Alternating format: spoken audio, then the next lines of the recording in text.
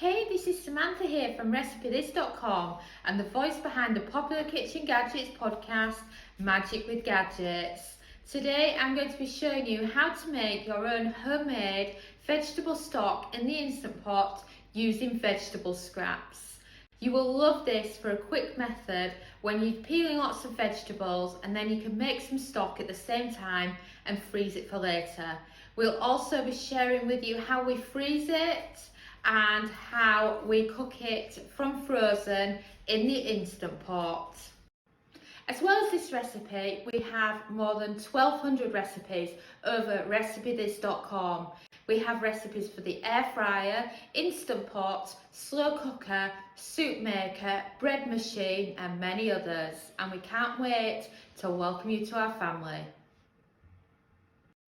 So add some extra virgin olive oil to your Instant Pot first, put it on saute, give it a minute or two so it can start warming up, and then add in some sliced onions.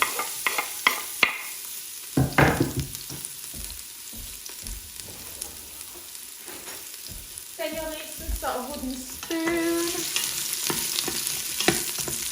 This is my go-to one, I've had it for years and years. And then you just want to brown your onions a bit, and then continue with the onions until they're starting to brown a bit. And then you want to cancel on the Instant Pot. You hear the beep now, because I always do this and then add the garlic a little bit later, because otherwise the garlic just burns so quickly in the Instant Pot. So now you want to add some white wine for deglazing your Instant Pot. Use the steam, there is a lot of steam when you do this. And then you want to use your wooden spoon to scrape any bits of the white wine off the bottom. And then you have the onion bits that are stuck. And then you can add in some garlic. I prefer to use the chopped garlic that you can buy frozen. It just makes your life so much easier. I just get a pack of them from Tesco's, and it's another one of these amazing finds that I've found since moving back to England. So now you've stirred in your garlic, you can be adding in all your vegetable scraps. Just have a look at that bowl full. That's how many we've actually generated. And this is just from doing a big batch of soup maker speed soup. And what's the other recipe we're doing today? Oh yes, Dominic just needed to remind me then, it's been a long morning. We're also doing slow cooker corned beef hash, so we've got the scraps there from the potatoes and the carrots. I recommend that you have a big bowl when you're doing a lot of this, and then load it into a bowl or a large pan, and then it's just perfect for making vegetable stock scraps into yummy vegetable stock. Next job is season it however you want. I'm using dried thyme and dried parsley. I often use mixed herbs. Italian seasoning works well as well. Just any of your favourites. And then add in the salt and add in the pepper. Now you want to be giving it another stir to get that seasoning around.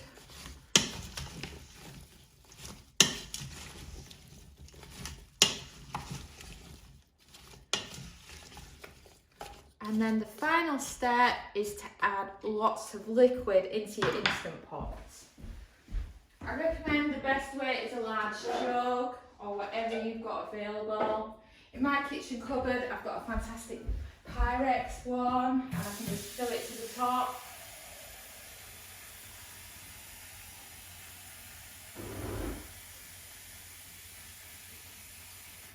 It holds 1 litre, so it's fantastic. Just over 4 cups. And what you want is you want the water to be over the vegetables.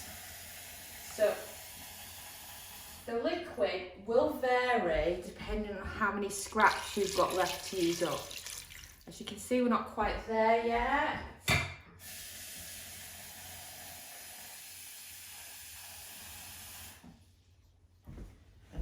some more. Oh, and we're using the 8-quart Instant Pot, so if you're using a smaller one, you won't be able to hold as many.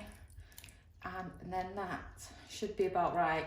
Note that if you don't put enough liquid in, it won't make as much stock. And for there, we used about 2 litres, which is just over 8 cups to fill it to that point. Yours might, like I say, yours will vary depending on how much you have. And then place the lid on the Instant Pot and you're ready for pressure cooking. So press pressure cook and you are looking, taking it all the way up to 40 minutes.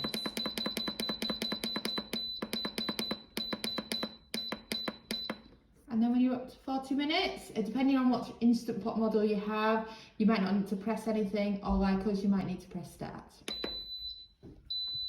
And then note, it will take some time to go to pressure because there's a lot of liquid in the pot. So all in all, you're probably talking an hour, and then you probably want to leave it to cool before you put it into containers and whatnot. Whilst the Instant Pot's on, let me show you some stock I made earlier. This is another batch of the vegetable stock because I always have a good batch of it in the freezer. I also have lots of chicken stock as well, so if you want chicken stock, search recipethis.com for chicken stock and you'll find it then. So this is what they look like once they've been frozen. So as you can see, they're nicely full and then they freeze like ice cubes. So what this is that I've bought essentially is each one's 1 cup. So then you've got a large size stock cube each time you do an Instant Pot stock. And then get them out. Kind of have to give them a good push at each side. It's like a workout.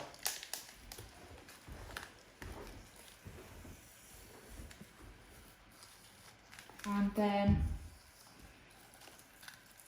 once they're out, that's what they look like. So if you look, there's another one.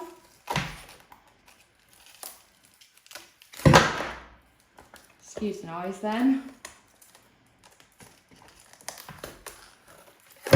And then that's the final one. So that's all 4 of them there. So now you can place these into a Ziploc bag because they're already frozen, you see, so they're not going to stick together now. And then each time you need a stock cube, you can head to your freezer and grab one out.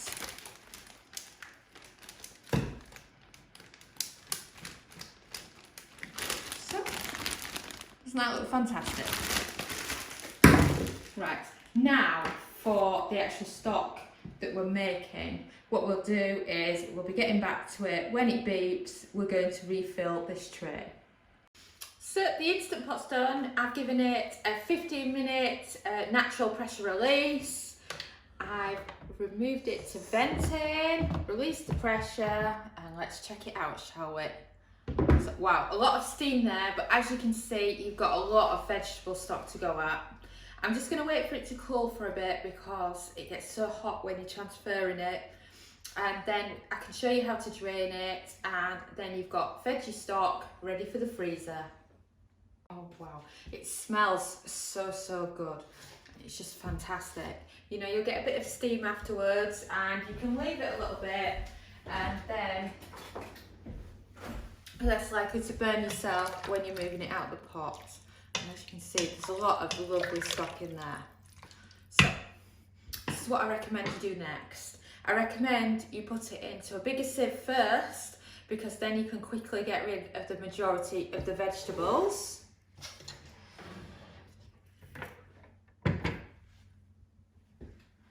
And then obviously I've waited until it's cool enough to touch and then pour it all in. Then of course what you can do then is give it a bit of a shake and it'll lose any of the last liquid. And then pour the liquid back into the inner pot because it's just a great place to put it while you're sorting it out. And then what I do then is I go for a small bowl because it's brilliant for pouring it into once it's done. And what you'll need is a really good mesh strainer.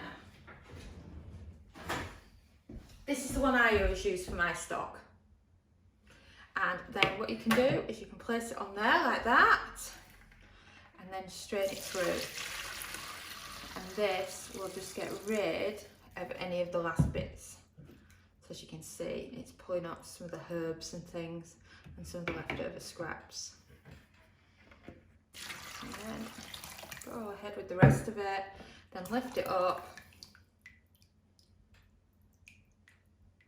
And then as you can see, that's all the rubbish from your vegetable stock. And now what you see below in the bowl is your perfect vegetable stock. And now you just want to pour them in.